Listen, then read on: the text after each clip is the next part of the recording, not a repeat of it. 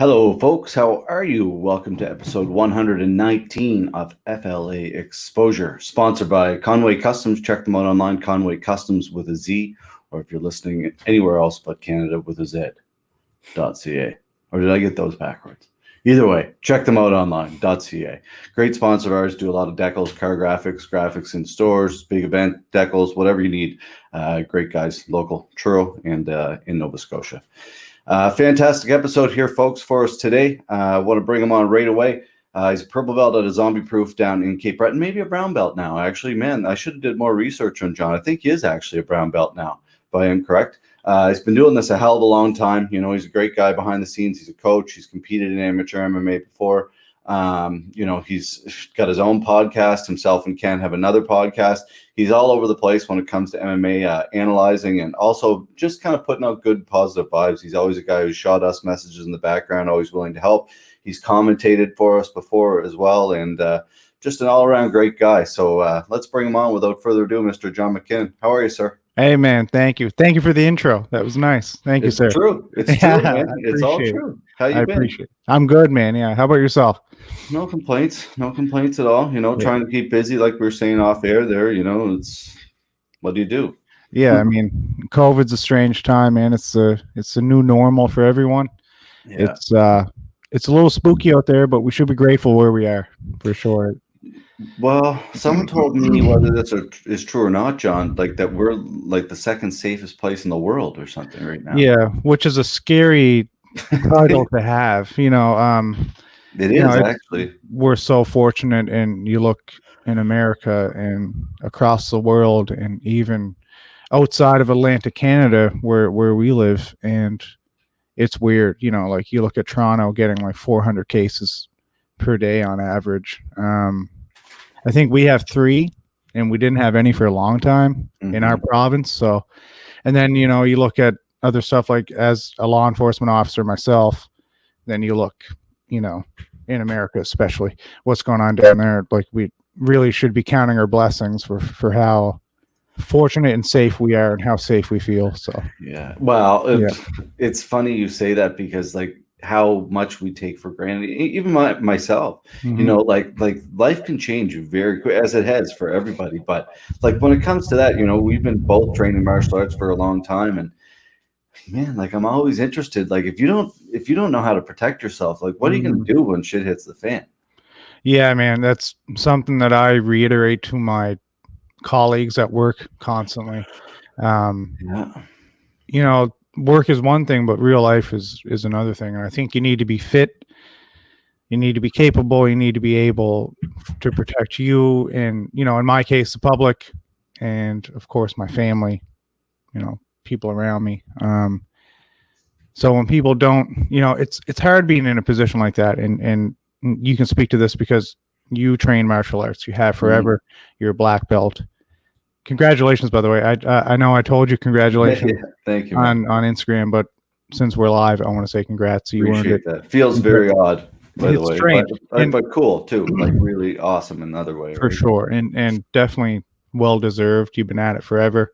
I think you're one of the founding fathers of support in Atlantic Canada for not only MMA but BJJ. So it's good to see you awarded that. Yes. So as I was saying, it's hard because when you take this shit as seriously as I do, like at work, and for life to be fit, to be able, all the things I just listed, and then people don't, and when they should, you know, especially in a law enforcement organization, they should. It's frustrating. And for years, I used to get frustrated with that stuff all the time. But now it's just like, well, people are who they are, and you can't change that. You can influence them the best you can, but not everyone's going to buy into it. But I think now more than ever, tactics need to be utilized the best they can. You can't, you know, police brutality is a real thing, not so much where we are, especially where I am, perhaps up the Halifax way. Maybe it's a little more, but where we are, it's not really an issue. But so it's important that it doesn't become an issue, because the way you train is where you're going to perform, not only in competition, but in life. You know, and that's the approach I take. So I don't let the frustration get to me anymore, but for a while there, I was like, God damn it, guys, like just train, just become better every day. Yeah. You know, you guys are protecting not only the public, but me the same way I'm protecting you. So yeah, it's that's a hard. tricky thing, man. It's a tricky thing to navigate for sure. But I guess it's like how it's if you let that consume you, I guess it's just like it's so hard on you too. But it's just I can understand because at the end of the day, it's like, you know, I'm protecting you like you're protecting me. So I want you to be as physically able and Totally. you know as you can be. It's an interesting position that and it's like you say about police brutality, whether you know whether it's physical or not. I'm sure there still is like law enforcement brutality. It doesn't always have to be physical, whether it's someone telling you to go fuck yourself just because you showed up or pulling over speeding or whatever. It's a hard job. Oh, man. And obviously, I give the utmost respect to all first responders, law enforcement. Certainly. But to be in that position nowadays, it's scary, man. Like, because you really don't know what tomorrow will bring. And that's kind of the nature of the job anyway. You know, anything can happen at any time. But now it's like, man, it's kind of like you're just waiting for something bad to happen. And again, grateful for where we're at because there's no looting, there's no riots, there's no protests, well, barely any protests. So we're lucky for sure. Yeah. Definitely lucky. Yeah. But yeah, so like you said, I don't allow it to consume me anymore. And I'm just I just go with the flow now. So I do my own thing, focus on myself. And once I realize how to do that, then you know, all shit started falling in line. And I don't give the guys at work such a hard time. So it's good. Everyone wins. Everyone wins. So that's it. That's it. Yeah, Did things change like that when you had your first child? Is that kind of like, 'cause I know like a little, like a lot more like not a lot more positivity, but like you're putting it out a little bit more, you know what I mean? Which is fantastic. Like you do a fantastic job of that. Like just being yourself and putting it out there without, you know, kind of any hesitation, which is nice. Yeah, I think having a son or having a child will definitely change your outlook. You know, you don't need to focus so much on influencing other people because you have him to worry about. You know, all of my time, extra time goes into him, aside from training, aside from work. But it really opens your eyes to like, listen, everything you do or say, he's going to be watching it and it's going to influence him. So it's important to kind of up that, you know, turn the volume up on your, you know, you as a person, because, you know, everything you say, do, perform, most times think they're watching everything. So I really had to dial it in, get my shit together if I didn't already. And when you have a kid, it's just different. Everything changes. Once you become a dad, everything's just weird. You know, you have so much more to worry about. As far as inspiration, putting stuff out there, I feel like people go one of two ways with it. It annoys the shit out of them, or they really enjoy it and like it. Most of the times I believe it annoys the shit out of them is because they're not inspired. They're not feeling themselves, you know, they're not. And that being said, I'm not feeling myself all the time. Obviously, none of us are. But I feel like I put stuff out there that I would like to hear and stuff that I experience or think of. And I just put it out with no real thought behind it, other than if it makes someone think, then it's good. That's a good thing.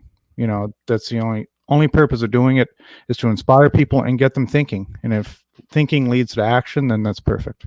Well, and that's how quick the human brain works. Yeah. The human psyche works. Legit. You can be scrolling through Instagram and see a positive quote or see something you put out or anyone else who you happen to follow in that same regard put out, and it inspires you to do shit. That's the beauty of this world now. Like there are some really shitty parts of the world, but there's some really cool aspects like that where you can be having a shitty day and look at it and be like, nice.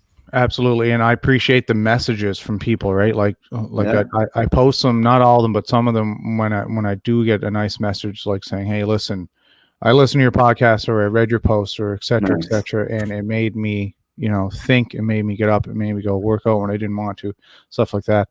And I know me doing it isn't going to save, you know, anyone's I won't say life, but really kick their ass in gear. But some people it does. So if I get 1 out of 10 people or 1 out of 100 people that are like, shit, yeah, you know, your thoughts and you putting it out there really helped me. And that's great. I'm all about it. So yeah, definitely. Well, it's interesting you say that, because why are we still putting on events? Because of people like you or other people, random people messaging going, hey, this is awesome. You know, you guys are killing it, doing a great job. If people didn't message us, then if people didn't follow us, then there would be no motivation, because money's certainly not the motivation, right? Everybody knows this game, right? And so, you know, eventually you get to a point, maybe it is, but right now it's people like, that's why I always say this is a community thing. Even sub-series, man, everybody showed up, everybody believed in it. Yeah, and I mean, give credit when it's due. You know, like something as simple as seeing you guys put out a cool graphic, like when Fight League 1 was coming, or Fight League Atlantic 1 was coming, and you put out the graphics for the fighters. It was, I thought it was great. So of course I'm going to message you because I know you personally, and I say, man, those graphics are badass. You know, or like I watched one of these episodes, dude, that episode was badass. You know, whatever it is. I like to show love because I see you working. I see you pushing, and I see you pumping content out like crazy every day. And you're doing all this yourself on numerous pages. And it's impressive. And I will always support local, and I'll always support something that is obvious hard work. Because I worked with you guys on Tap or Tag, and it was great. You know, it was John and I on the mics, and it was fun. You know, you guys run a tight ship, but one thing I appreciated was the leniency. Like there was no script or anything. It was like, here's the thing, do your thing, just call it as see. It's pretty straightforward.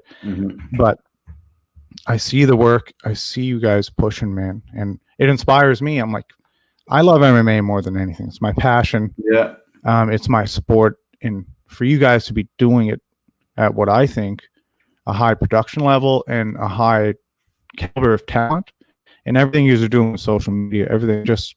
You're checking all the boxes. Not that I'm a professional, or not that I see things and I'm like, oh no, but you know, like if you're a fan, you know, like I see it, man. I see the potential, and I see the work, and I appreciate it. And that's why I'll always reach out to you guys. Say, yo, this is great. I might drive you a little crazy. I'm all over you all the time about the commentary stuff. I'm like, dude, you need me to do anything? Let me know. That's but like. That's how it works, though, John. Man, but sometimes my OCD and John will be, he'll tell me all the time, like not all the time, because John's really good about letting me do my thing. But like sometimes he'll be just like, man, like what are you doing? Because my OCD is so like you got to let go a little bit, right? But it's for so many events, it's just been me, or Adam and like Nick and other like doing kind of stuff. Obviously, other than Danny doing all his thing, but. Like just like when it comes to putting it together, like all the details kind of flowed through me for so long, and it's just it's hard to get to that point where you can branch off, right? But it's getting there. It's getting there. So you take someone like yourself who started Submission Series Pro, you did all these great things, now FLA, but when you're the helm of the ship for so long, and you're making it basically your brand, and then. It must be hard to give up the reins a bit. I get that for sure, man. Yeah, but absolutely, you have to, right? But anyway, let's not talk about me so much. Let's get back talking about you. Sure, man. Sure. And like your history of martial arts, like you've been training forever too, man. How did like wrestling? I know is a big thing for you. How did you kind of start this whole kind of fun game of martial arts? Well, funny story. Like I don't have a wrestling background. I learned wrestling from going to Zombieproof. It just so happened I was really good at it. Yeah, cool. I had a background in rugby, which translated over somehow with the explosiveness, with the takedowns, stuff like that. But and then I ended up getting so good at it that I was teaching at Zombieproof wrestling. Right. So that was kind of the beginning. And like when I first started, I was 21. I'm 31 now. So, and I just got out of the police academy. I realized how important it was. And I went to Zombieproof, met Kent, and I've been there ever since. I just like once I got there, it was wide open. 7 days a week training. Got my blue belt in just over a year. Focus, grinding constantly. So it was a lot, and none of us really knew how to not overtrain because we just trained so goddamn much. Yeah. So it was a lot. So you go a couple years doing that, and then injuries happen. You know, you hurt your neck, you hurt your knee, stuff that can put you up for a little while. Certainly. Excuse me. But I had a weird time between like where I got my blue belt. I was a blue belt competing, training consistently, and then you get hurt, and then you take time off. Next thing you know, you're a blue belt for 5 years.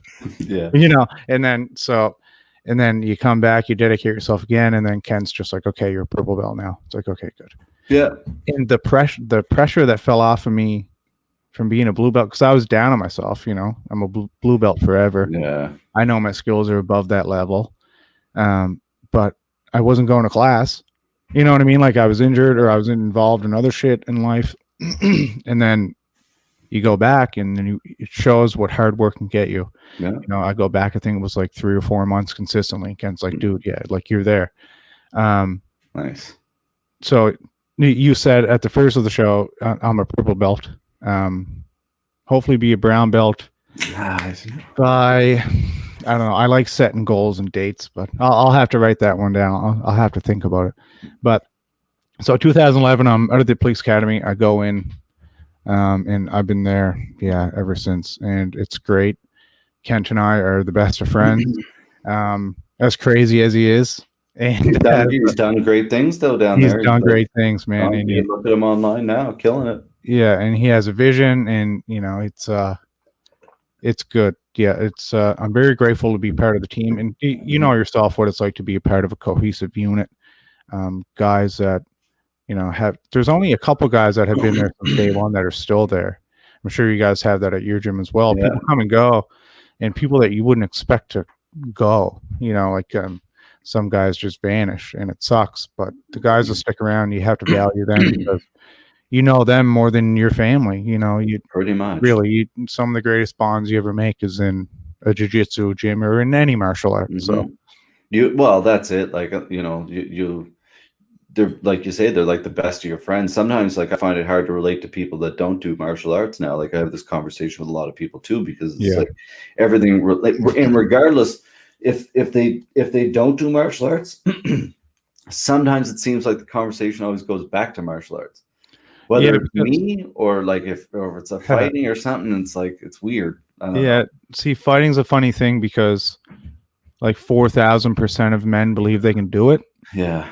And you know, insecurity as well. Speaking to someone who can do it, they want to continue to talk about it because they want to get a sniff of your reality. Mm-hmm. You know, that's what I believe. That's like how many times have you heard over a couple beer, someone saying, you know, anyone saying, one of your buddies or acquaintances from high school, I'm coming to the gym on Monday, man. I'm coming to the gym. Half the time it's like, let's show me a move right now. I'm like, please. I'm like, dude, no. Sometimes I oblige, but do you? Well, I don't. I shouldn't say I do. I have in the past. You know, young and stupid, and you know, lessons need to be taught. No ego involved, but if you know some guy's stepping, you know, and he thinks he can hang, it's just like, no, dude, you can't. Like, just different realities. That's all. Yeah. I try honestly not to go to those parties. Oh God, I try not to go to any parties. No, I'm with you. I'm with you nowadays. I'm talking past John. I had a couple angry years between 2011, 2013, 14 maybe, but I never really hurt anyone. But yeah, like I said, people be stepping, then shit happens. But, Cape Breton. It is Cape Breton, and everything people hear about Cape Breton, it's absolutely true. So anything you've heard, it's true. It's pretty rough. But a beautiful place for anybody who's listening. You know, we have followers from all over the world, John, and like people always ask me, you know, even when I worked in travel too, they don't like, you know, you travel the world. Where's the best place you've been? I'm like, you know where? Nova Scotia. Go to Nova Scotia. Man. Go up to Cape Breton and cruise around the Cabot Trail. Like Nova Scotia is a beautiful place. It's nice, man. And you know, I talked about gratitude a couple times already, but we really, you know, if you can handle the cold, which we're built now, you know, it's no big deal, but summertime, fall time, especially, man, this time of year coming up now, it's absolutely beautiful, and it's safe, and the people are good mostly. It's beautiful here. You're absolutely right. Just don't run into It's Tracy, Hunt, and Martina.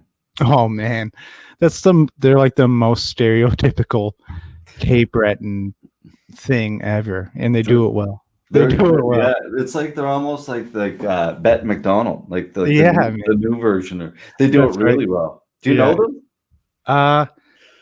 I do know them like in passing. I don't know them personally, but I wonder where it'll go. Like I don't know. They've been at it for a while. Yeah.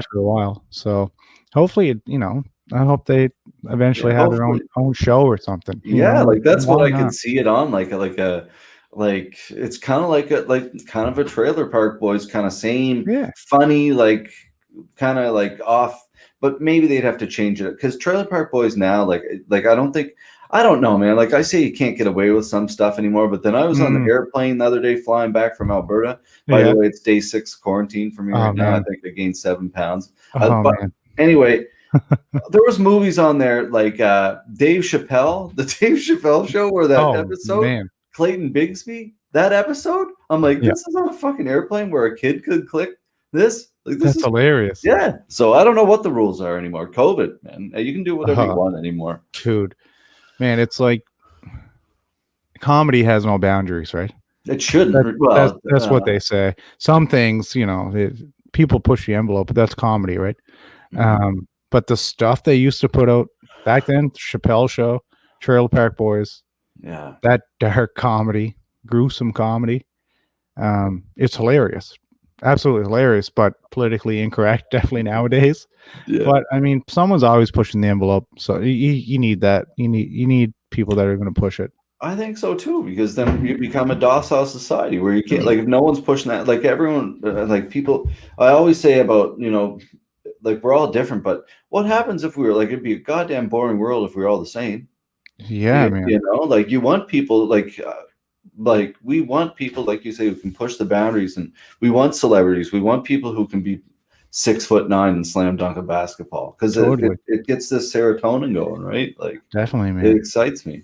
Definitely. And I mean, 2 people the same sounds boring enough, but imagine an entire world the same morals and the same ambitions and stuff like that. It just wouldn't fly. It just wouldn't work. Yeah, it's communism. Yeah, it would suck. It'd be super boring. You think I want millions of people like me? No, man. Definitely not. Definitely not. The world's crazy, man. It'd be a rough Tuesday. Yeah, for sure, man. Absolutely. It's I don't know. It's interesting how, and that's another thing too, right? With all this technology and everybody's opinions can change so quickly. Like, do you think COVID has kind of helped or gotten worse? Like, I think people that are creative and technologically advanced, I think it would really benefit them, because, well, like think about what you guys are doing with the show and the graphics and everything you're doing, the live streams, and you're doing it consistently.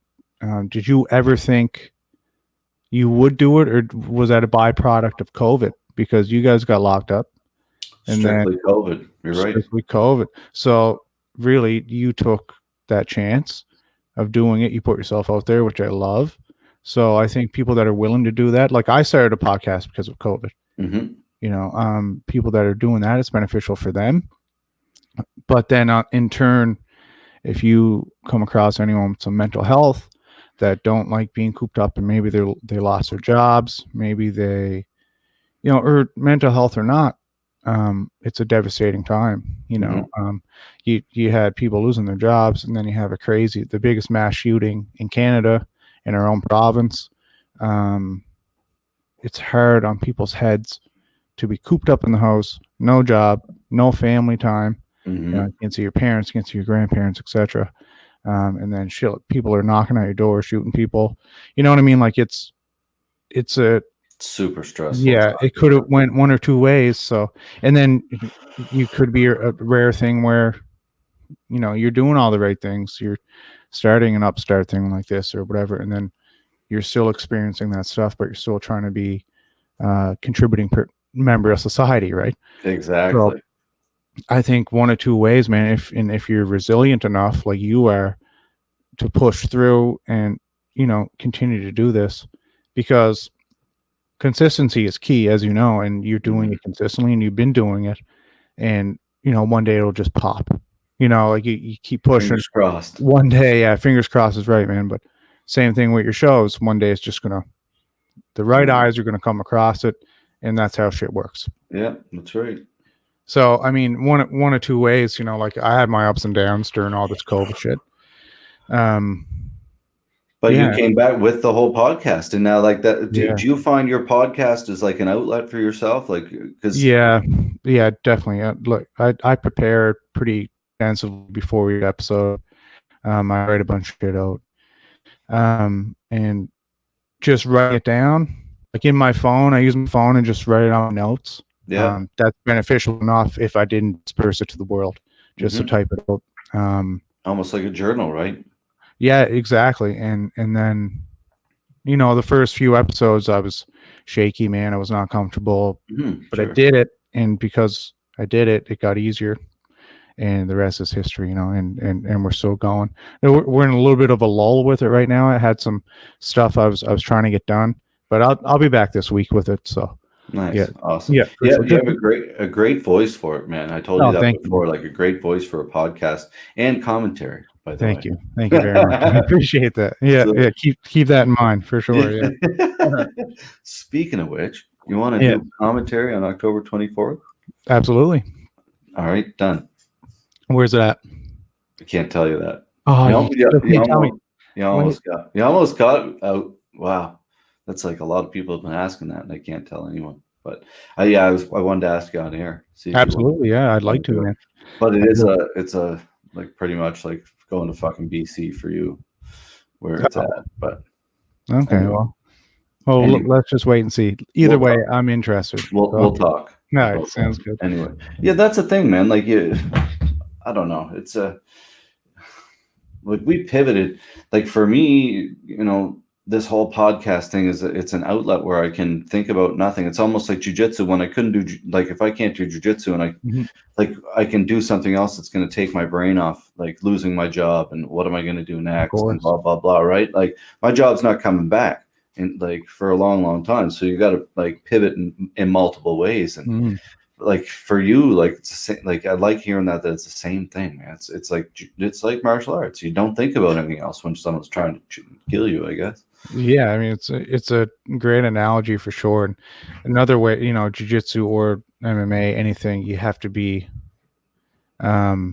versatile and durable, and you have to adapt to the situation you're in. And if you can do that in fighting martial arts, then you can usually translate it to life, because jiu-jitsu is really hard. It makes everything else in life quite easier, and once your central nervous system is consistently erupting from jiu-jitsu, certain situations aren't too dire after that. I think it trains your mind more than anything. And that's why I continue to do it. Physical abilities aside, that I think that the challenge is the most important thing for me. So I think that should be the approach in life. I think if you're not challenged and you're not performing at your best, and that's why we do shit that's uncomfortable. That's why some of us do. Well, and like I get after myself. Like it's like you say, we do stuff that's uncomfortable, and like competing for me is something I struggle with, John. Yeah, like, I hate it, man. Like I focus on everything else I can until I get out there, and then I get out there and I quit on myself, and it's so embarrassing, because you're better than that, but it's those people who can get out there and really put it on the line. And I will get out and do that before my career's done. Like I said to myself, as a black belt, now you can't go out and quit on yourself. Like there's no. You're legit. You're legit. No more quitting. If you want to lose, you lose on your shield. No more quitting, right?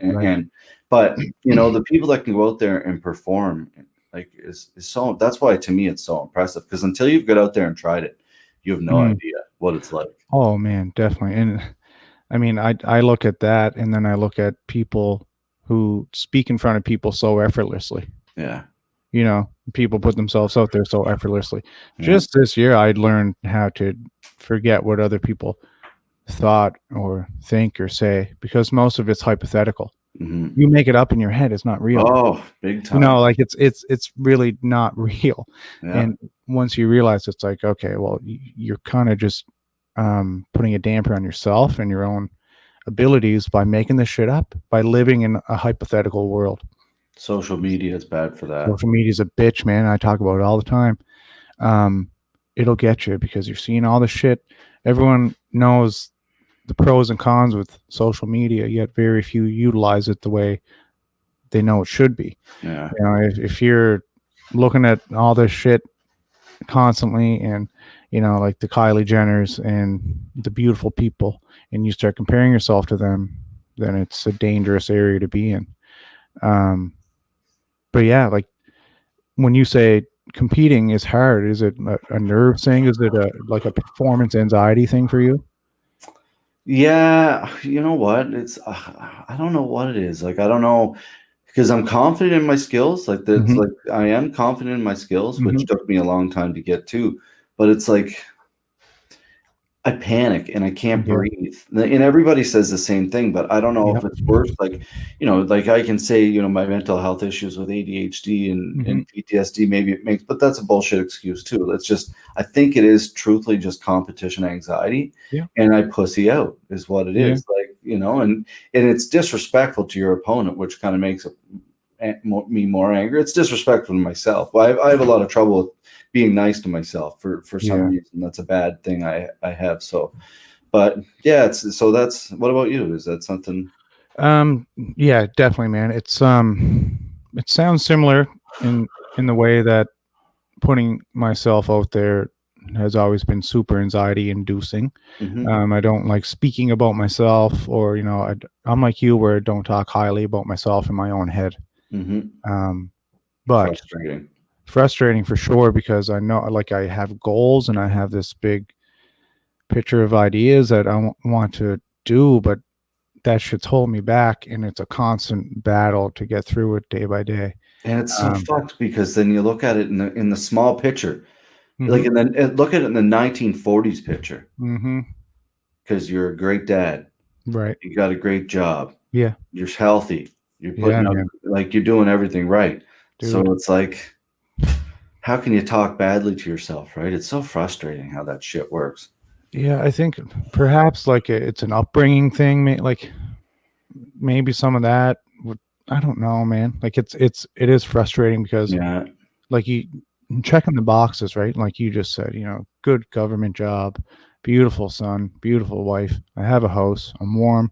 I have all these things that should make me the happiest person in the world. But at times I can't help it. At times I can't be that person, and that's frustrating. And then you get into a slump, and then shit happens, and it's frustrating. But the important thing is that I keep pushing. You know what I mean? Like, I keep doing the shit that makes me super uncomfortable, like this stuff, or like my podcast, or putting shit on Instagram, or whatever. Even though my head's telling me, fuck, that's stupid, people aren't going to like it. And then you go and you look at your post and you get like 6 likes. That used to bother me, but now it's like, who cares? You're doing it for you. You're putting it out there for people. If you help, like I said, 1 out of 100, great success. You need to stop living hypothetically, because it's all just made up bullshit that's slowing you down. But I say that doesn't mean it happens like that. No, say that because you got to be aware and self-aware. You have to want it. Like, you have to, like, want, like, you know, like you say, aware. You have to be aware, man. And for me, it's like, I notice if I see someone making like a trigger post, I'm gonna message them. Yes. Hey, how you doing? Like, because I know what's going on. Like, there's and that's from your personal experience and your good nature. You know, you can, like, you notice these things. You see someone who may be struggling, then of course if everyone did what you do, there'd be a lot less people in a lot less shitty circumstances. Perhaps some other people would still be alive, you know. Drastic example, but very true. Yeah, it's a scary thing, man. Mental health, social media, all things I talk about openly. But that's another thing that helps, is being open-minded about this stuff. You know, Well, I used to struggle with that, like social media. That I will say, Instagram is a little bit better than Facebook. Yeah, Like Facebook. that, I can't deal with Facebook. I It's the can't devil. deal. It is. Twitter's even the devil's sister. Yeah, Like, I don't have Twitter on my phone. yeah. I have Instagram Facebook hidden on my phone. Mhm. I just went on Instagram probably a month ago and like unfollowed like 600 people or something. Nice. So, excuse me, unfollow the stereotypical, beautiful women in bikinis, and like celebrities, and like Yeah. aside from athletes, I appreciate what they're doing, but like the celebrities and the bikini models and shit like that, it's just like, dude, like who fucking cares? You Yeah. spend time, like it's amazing how time flies when you're on your phone. I hate that screen report. Oh man, it's crazy because Sure. like you wake up in the morning, if you reach over, grab your phone, it's like the quickest 20 minutes of your life. You're scrolling and you're like, and then 20 minutes is gone. So shit, I'm supposed to be at the gym in 5 minutes. You get up and go, but it's a Mindless scrolling. monumental time waster for sure, and a dangerous time waster. It's not even like it's different if you're on there working. Well, think of how it's like, because we're the same age, I believe. Like I just turned 40, so you're a little bit younger than me. Yeah, I'll be 32 in December. Oh shit, way younger than me. Sorry. I look older, yeah.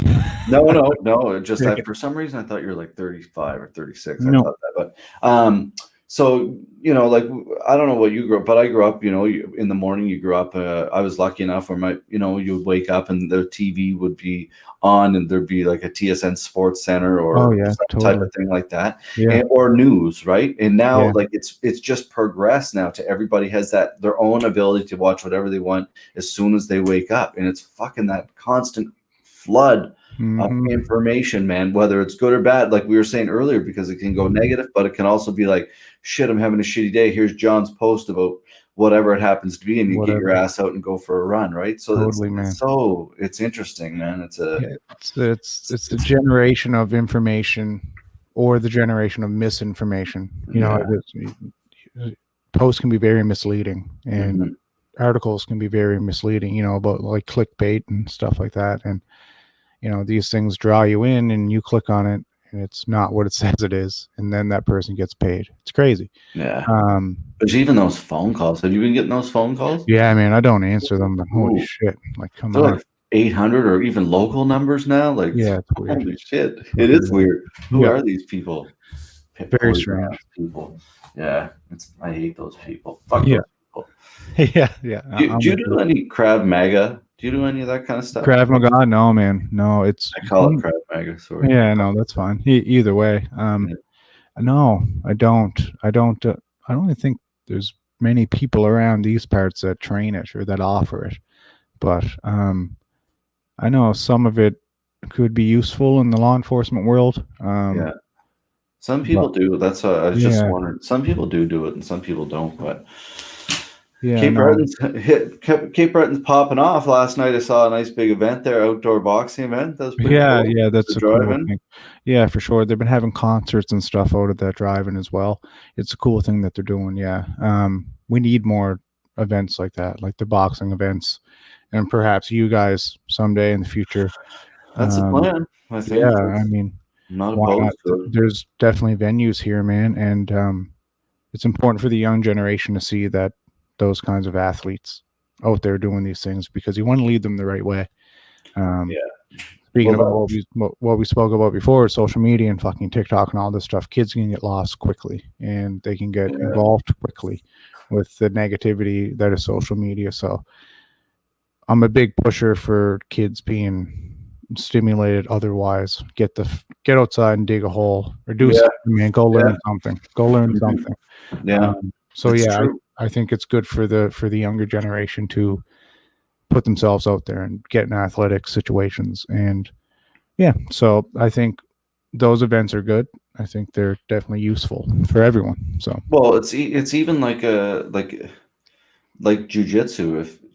If it's not just adults, but as a kid, like it's gonna suck.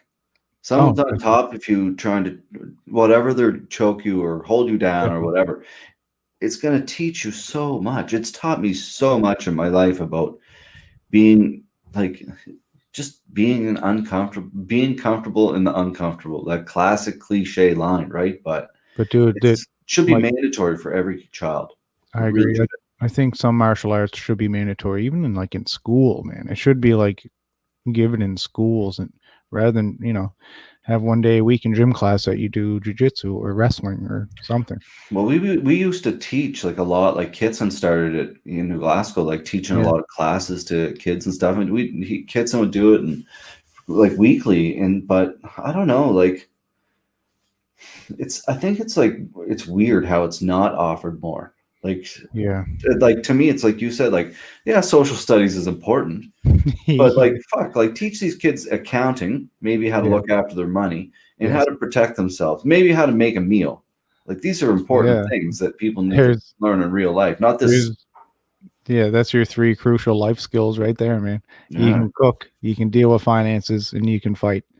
Not yeah, aggressively. You can defend yourself. That's a better yeah, way to put it. yeah.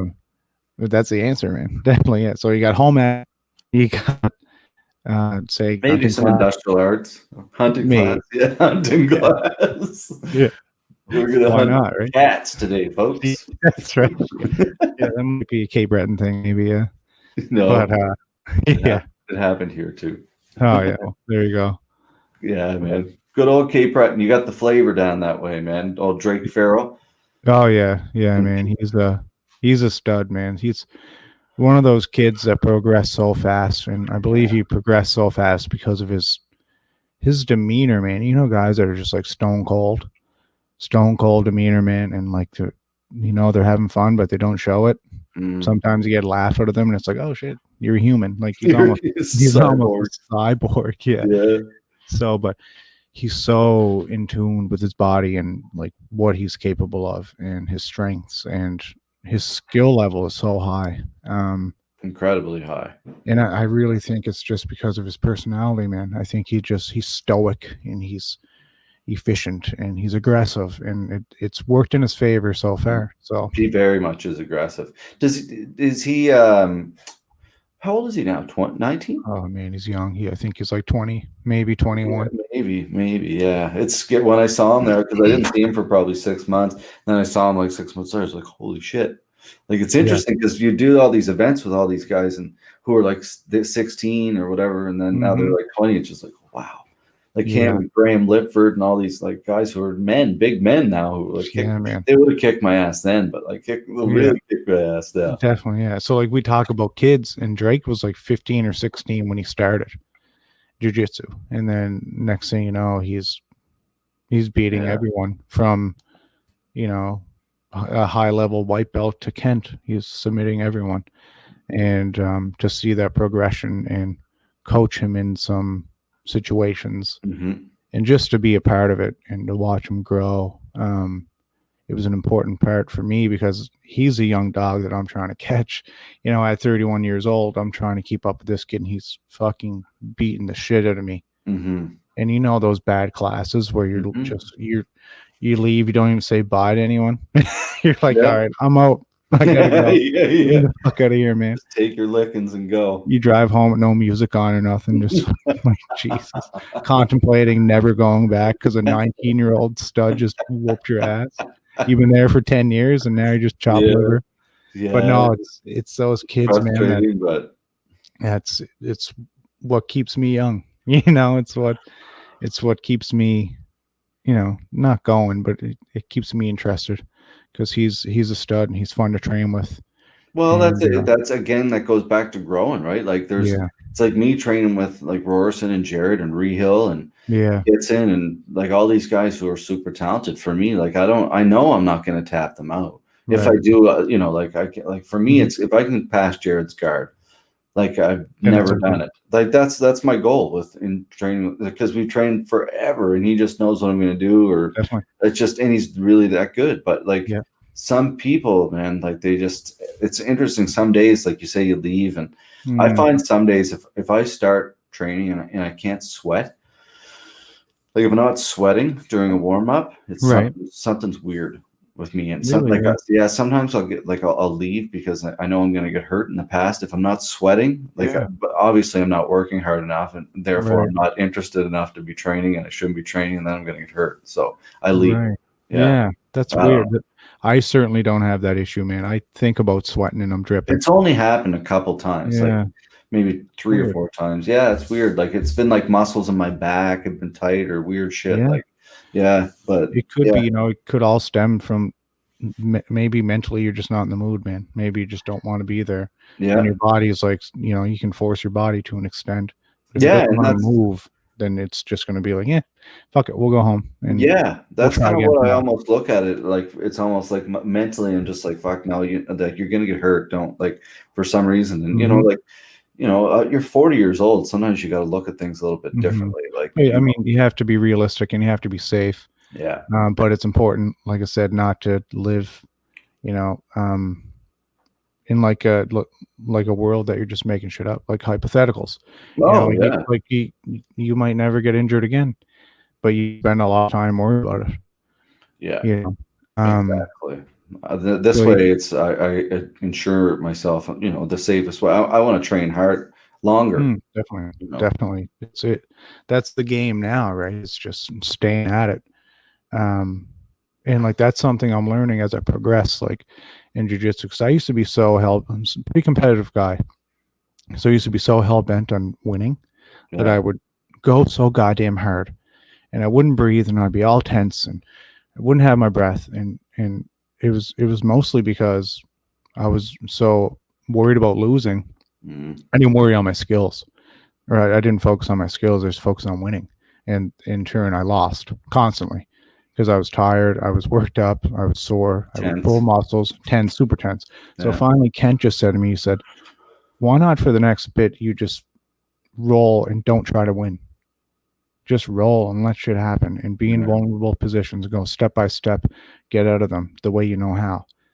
And that really clicked with me. So I'm really learning how to control my breath. And I've been doing it for, almost 10 years. And I'm just learning how to properly breathe and yeah. properly, exert my energy efficiently, rather than just trying to rip someone's head off. Not literally, but Mhm, just really going hard in the paint at someone for no reason and then mhm. getting hurt, getting tapped. And so that's the beauty of it. It's a constant progression, right?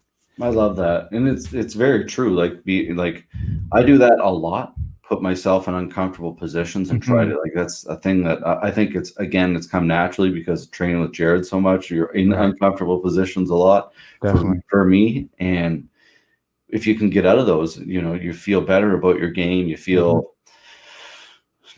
I don't know. Not often you do get out of them, but it's just one of those things, if you don't push yourself to be in those shitty positions and if you're always wanting to win, it's tough. Like I'm always the opposite because Mm, sometimes I'm like struggling with my mental health. I'm like, oh, I don't want to push myself too hard, yeah. Like back in the day, like I would be timid about like kind of meeting that person's pace because I wouldn't want to have a super hard roll or whatever. Yeah. But now, like in probably the last year or two, I've really kind of like been like, fuck no, like I'm gonna rip your head off. Like Right. if you're a lower belt than me, not every time, but like that's another thing. Like people like have been really on me. Like, man, stop being so playful and like you can let people pass your guard and you can do that kind of stuff, but like don't be letting like a white and blue belt tap you out. Like that, like Totally. don't be Yeah. do that. So now I Uh, kind of am a little bit more like, no. You gotta earn that shit. yeah. I mean, you got to make sure they know these young fellas. You got to make sure. Like, listen, I've been here. I paid my dues. I'm a black belt. You're gonna go hard. Like that's one way I look at it now. Is I'm gonna go as hard as the other guy. Yeah, exactly. And whereas before I would be the aggressor and I would be emotional, basically emotional during the role. And we're constantly learning, which is the most important thing in jiu-jitsu. And it translates to life. It's Mhm. so you learned how to be the opposite, more aggressive, whereas I learned to be more passive and Exactly. playful. So it's Yeah. an interesting turn of events there, but um, it's all fun, man, and it's all supposed to be hard, and that's Yeah. the idea, right? Well, So, that's it. Like if every time if like I talk to so many athletes and I'm sure you do too. Like if mm, you're in the room, if you're the best person in the room, that's why people leave clubs and have to go to a different club. especially if you're an Absolutely. athlete trying to be a world champion. You can't be the best all the time. Like you I can't. mean, You have to get your ass kicked. yeah, and oftentimes guys are studs in the gym, but they can't perform.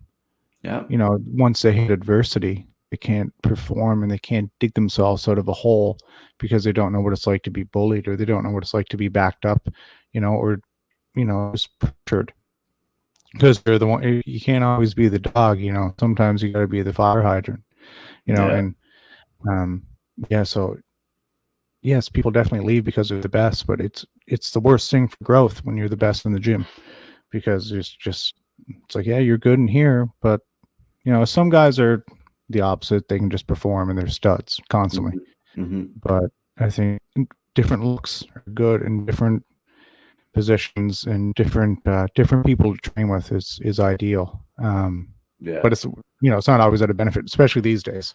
We have a very small group at Zombieproof now, and no active MMA fighters. So it's strange. And It's strange. it's interesting because I kind of say this to John a little bit now. I said we kind of shot ourselves in the foot, John. I said with the Buy Open and all the jiu-jitsu tournaments and Right. jiu-jitsu, not just us as a whole, jiu-jitsu has grown so much here in the Maritimes. But now a lot of MMA programs are getting cut because it's a well-known thing. Like MMA, it brings in a different kind of clientele that jiu-jitsu. If you can have kids programs and steady jiu-jitsu programs, you can actually fund your club in a proper way and make money. But MMA, it's a fucking hard gig. Oh man, it's after all these years and as legit as the sport is, and how legit organizations are, and how dominant they are on the growth of one sport, it's still a hard sell for people. People are still not sold on the fact that it's a legit sport. I mean, and to have that conversation with people constantly, it's just like, it's a sport. Trust me, these guys train with professional athletes and just watch them. It's an incredible sport. But yeah, it's not always an easy sell for people, and it's not an easy sell for, say, parents of a kid that's 15 or 16 that wants to fight. To say, listen, he probably won't get hurt because he might. Yeah, he might. He might for sure. It's a dangerous sport. But yeah, I think I would like to see more gyms have kids mixed martial arts classes where they teach them the basics and they teach them just simple positions and simple scenarios, and have kids starting at a very young age to understand it and understand the sport, just like hockey. In Nova Scotia, hockey is huge. You play Timbit, and then you play the rest of your life. Well, the thing is, man, like I don't want to say this, but I'm gonna. We're raising a lot of pussies, dude. Like, I'm sorry, but it's ridiculous. Like when you can't shelter these kids so much where and there's people who are like that, because us here, we are trying to, we're selling fights. That's what we do. That's my business, is selling fights. So right away, people don't respond. People want nothing to do with you, whatever. I understand that. But at the other state of mind, it's like, here you are going to every single hockey game, supporting your grandson in AAA Bantam who's getting hit in the head or whatever, right? Yeah. It's just like, I don't understand the education part of it, right? Because it's the same, realistically. I mean, or think about football. People are watching football on Sunday nights and Thursday nights and watching these grown men who are massive and exactly incredibly athletic, smashing into each other constantly. I think part of that problem might be insecurities from primarily men. You're going to see guys same guys that say it's boring when it goes to the ground, the same guys that say it's boring when they're clinching, or it's boring when they're not punching and destroying each other for 5 seconds.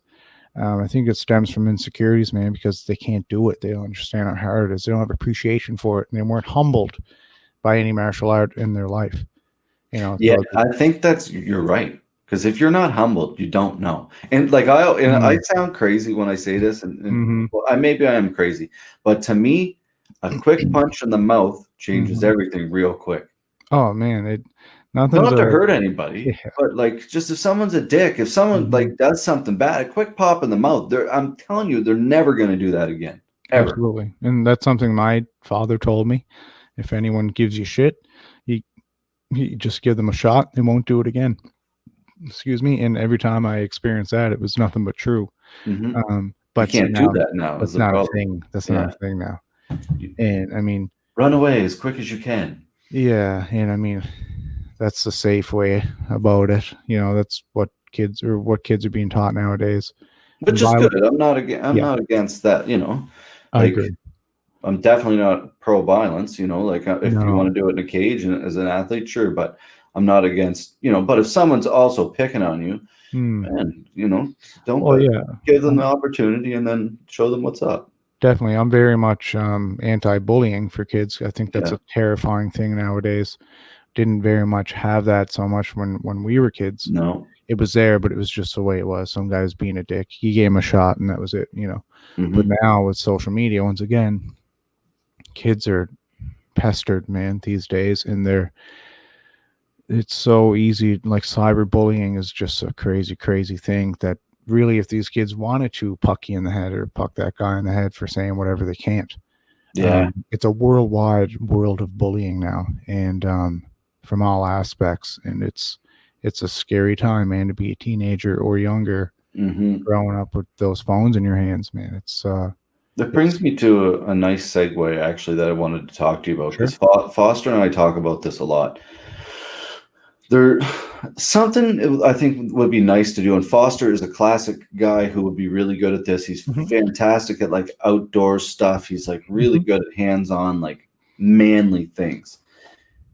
Empowering young men, Hmm. like there like a manly camp Hmm. that like teaches kids like how to hunt Hmm. and how to fish and how to like do manly things that are like I like they're and I'm a classic example. I went and moved to Toronto, worked on cruise ships, and like I'm not exactly the most manly man when it Hmm. comes to like knowing Right. how to hunt and kill from, not saying Right. you have to do that, but like just like good mentors, like almost Yeah. like a big brothers kind of thing. Like I don't know, Totally. Yeah. I think you'd No. be I. good at that. Yeah. Thanks, man. I think it's great. I think it's very important to include the young girls in that as well. Sure, I but I mean, like totally. Yeah. for like I mean both, but I mean like for now, Absolutely. like there's like, and I don't want to segregate women in any way, Of shape, or course. form. Like, but I I mean, like understand for that. now, like I find so much is about like men, like it's about like men are the butt of the joke, men are the like the bad all the time. It's like, come on Hmm. here now. There's a lot of really good men out there too. Like we can't be all put into this kind of basket. That's all I'm saying. I agree. I agree. And this, like you said, it's a softer generation, man. And I hope, I'm going to do my best to turn that around with my son. I don't want my son to be a vigilante by any means or go Yeah. out and cause havoc, but he's going to know how to fight, and he's going to Mhm. know, because the best way against a bully, the best way to transform a bully is just, like we said, just you can light him up or just take him down to control and make him feel helpless. The way to like extinguish bullying is through humbling people Mhm. and from making people know that they can't do whatever the hell they want, and there's consequences for it. And I want my son to understand that violence is always an option. Doesn't mean it's not always the right one. But if you're threatened, or if your friends are threatened or anything, and you feel like you want to do it, he's going to understand how. Mhm. But kids otherwise, they don't know that. They're not even, everyone's living safe. Like, Yeah. no one's taking chances. No one's. Man, people like base that this alarm in their house is going to protect them. Like people have no idea. Like if some, because Oh, I look at the other way. Like I'm protected. Like if some mm, motherfucker's coming in my house, I totally. like. I'm not True. like I said the other day. Anthony Smith, if he couldn't do it, I probably can't. But I got some stuff here that I might have to pull out, and that's just the Totally. way I live my life, right? Like Totally, man. I think about that stuff. And I mean, that's something I don't think anyone worries about, like home invasions or break and enters and shit like that, more than me, because a lot of people are naive to the fact that shit like that happens. Certainly. But when you've been working in the court system for, as long as I have, which going on eight years, and you hear these horror stories of, people breaking into your homes, and shit like that. And I mean, it's something that constantly weighs on me. And I lose sleep over it constantly. It's a scary thing to even think about. So, like you said, and I mean, I'm quite a capable, able body, but Yeah. what if they have a gun? What if they have a knife? What if, it's a lot of variables. Did I lay in a bed? Did I lock the door? Go check the door 3 times or so. It's a scary thing. But that's the world we live in now. And if Anthony Smith had a hard time with someone breaking into his home, it makes you, I think you have to be hyper aware of what's going on. You have to be present and situationally aware about it can happen. Don't be naive. And, I tell my wife that all the time, and she's very naive. She's one of the naive people for her. She never locked the doors or locked the car or do anything. And, I give her shit about it because it's serious business, and it's scary. It scares the shit out of me. Just the idea that could happen. Mm-hmm. So I take all measures to prevent that. But yeah. Well, I think of that shooting. Like, my parents walk every single day. Yeah, it's scary, out in a rural area. That could have been like, that's how I think of things. And to me, I know there's still people out there who don't lock their doors at night. And like, fuck, that blows my mind after that happening. And what? It's alarming. For sure. Yeah, like I got, like, to me, it's the total. But I wish I could be more like that too. On the other hand, just like that, whatever, right? But yeah, see, I have no ambition to be that way because I know how fucking cruel the world is. Especially my community and surrounding areas, and drugs are a big issue, and people do crazy shit for addiction. Yeah. They certainly do. There's no question. So might be hyper aware about the whole thing, but maybe I'm just more conditioned and not as naive, and that's a better way to look at it, I think. Yeah. But no, it's not a bad way. I like it, man. I think being prepared is a better way to be, always, for sure. So that's hopefully they don't come to either one of our houses. Well, for their sake. Yeah. For their sake, yeah. Well, buddy, listen, we're running out of time here. I want to ask you a quick couple questions here. Are you following the UFC at all? Oh yeah, absolutely, yeah. I know you're a big fan. What do you think of the fights lately? Well, I enjoyed them last night. I watched them. Well, my son and I watched them this morning. I think they're good. I think, Holly Holm last night definitely had a good turn of events. She's been up and down since she lost the title, but she's always fought elite talent, best of the best. She looked good. 5-round domination against a tough up-and-comer. Irene Aldana was a serious threat, and her striking's legit. I think she didn't hit her. What is it? She didn't even hit her. No, barely. No, not at broke all. Her nose. I shouldn't say that. Broke her nose. I think. Yeah, I think a broken nose for someone of the caliber of Holly Holm is small potatoes. If you look at the dominant, just a MMA dominant performance. Took her down at will, basically controlled her, mounted her a couple times. Good striking as always. Vintage Holly Holm. It was fun to watch. Because sometimes I question why Holly Holm keeps getting these marquee spots. She's fought for the title in 2 divisions. She's been around forever, fighting top caliber talent, but didn't always win. But she showed last night, to kind of nullify my own questions to why. She showed me something good, and it was fun to watch. I enjoyed it. Really good. And I mean, you had Jermaine Durandamy submitting Juliana Pena like that, man, with that high elbow guillotine. Cool. She was like a 10-time Muay Thai world kickboxing champion. So to see her do that, she threatened with a Von Flue choke earlier in the fight. And she's a real deal. And we knew that, but primarily on her striking skills. But then when you see her come through with crazy, beautiful submission, put her to sleep with that guillotine, really nice. Juliana's super legit too. Super legit. And she's the opposite polarized of Jermaine Durandamy, where she's a super talented grappler. I mean, her striking is not bad, but you saw there's levels to it in that fight, as we knew. But to submit someone like her, it's a big deal for sure. I love those high elbow guillotines. They're fun. Really, I got those little stubby T-Rex arms, so I can't always shoot through far enough. But I do my best. Nice. I do my best. But no, I'm really looking forward to Habib versus Gaethje next weekend. That card from top to bottom is pretty pretty jammed up, man. I like that card. I also like that it starts early. Hold on, what? It starts early. I think it starts at like 3 p.m. or something. To bet and let pay-per-view. Remember last time Khabib fought in Abu Dhabi? It was super early, like 3 p.m. or 2 p.m. or something. Our pay-per-view starts at 6. Does it? On the 24th. Right, same day. Right.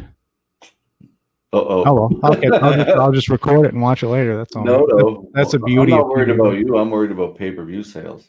Well, with any luck, that event will be over long before you guys starts. Well, we start at 6. Yeah, so that 3 would be like the exact same time. Yeah, pretty much head to head with UFC. That's all right. Hey, man, it's competition. It has to be. There's always going to be that for sure. Oh well, what do you do? It is what it is, right? But I mean, your show is going to perform regardless. I mean, it's that's been proven in the past, regardless of who they're going up against. Oh, I think we'll be all right. I mean, it's a local show. You're going to get your local people who are going to obviously support them before, Khabib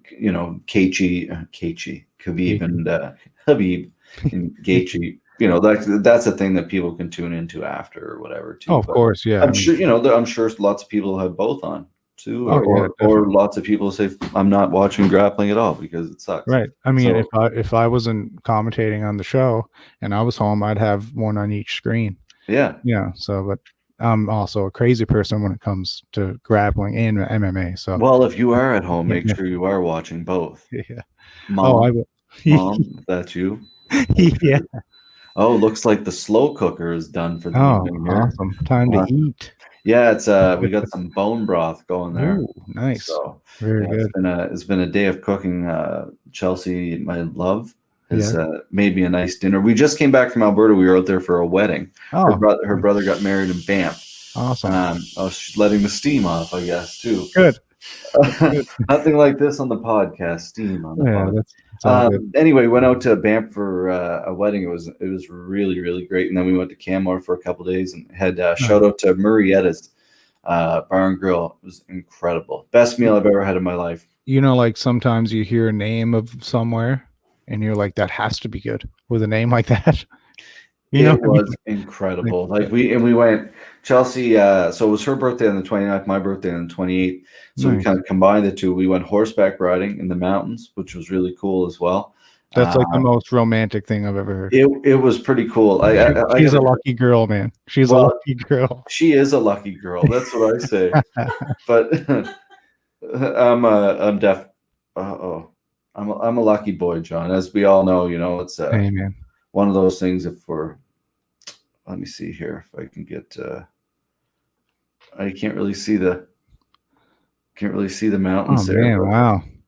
That looks like it's in Nova Scotia, actually. It does, man. It looks beautiful. But it was a lot of fun. It was cool. It's probably the first time I've been on a horse in a long time, so it was neat. My horse was fat and slow, though. You couldn't keep up to the other ones. That's okay. There's always that one designated fat friend, right? That's it. I had to give him a couple kicks. Yeah, that's right. But it was fun, man. It was fun. Well, thank you for doing this, John. Thank you. It's been a while. Where can everybody find your podcast and stay up to date with what you're doing just online? Follow me on Instagram. It's just Jon McKinnon, Jon. People get that confused because it's an untraditional way to spell John, but JON MCKINNON. You can find me there, and come along, and I hope you enjoy my stuff. And if not, too bad. Yeah, that's right. That's right. Any advice to anybody out there, man? Like I know, again, like you put out a lot of great vibes. Any advice you can give to anybody putting out not such a good vibe right now? I think it's super important now more than ever to just do your best to be confident. Although the world's could be destroyed around you, you could be out of a job, you could be out of anything. It's a scary time. But just remember that people around you need help too. And if you can radiate any bit of confidence and security and happiness to people, then you should do that. And we're all capable of that. But if you're on the fence of doing it, I suggest you do, because we should help each other through everything. And especially nowadays. So I think try and put yourself aside. and focus on others and think about a message and project it as loudly as you can. That's it, man. Very well said. Thank you. Very, very well said, and very important. Like, confidence is something I struggle with so much, John. Yeah, It's probably my too. biggest thing, man. Like, even when it comes to work or whatever, like I could sit there and people could tell us that event, Right League Atlantic one, is amazing, and I could focus on the one shitty thing that happened, right? And of course. it's so important to exactly what you say, confidence, man. I love that a lot. Great advice. Thank you, man. Keep being a genuine guy, man, and great dad, great family, man. And hopefully we'll get you back on here very soon. Anytime you want to come on. Absolutely, anytime, man. I'm always available. All right, perfect. And we'll chat about October 24th and get you there. Sounds great, buddy. Okay, buddy. All right. Until next time, folks, Mr. Jon McKinnon. Thanks for joining us, John. See you, buddy. Right, bye. Awesome. Fantastic episode. I got to really find a new word instead of fantastic. I say it like 100 million times an episode. And I have to also find a new light because I look very old this evening. But I apologize. It's been a long day of cooking and sweating over the oven. Let me tell you. You're not supposed to laugh, Chelsea. All right, folks. Anyway, that's enough for tonight. I'd like to thank John and as well as our sponsors, Conway Customs. Check them out online, Conway Customs with a Z.ca. Check out Scott, located in Truro. He travels. Great guy. Fantastic work. Better service. Conway Customs with a Z.ca. We will see you tomorrow night, folks. Lots of love. Be kind. Whoa.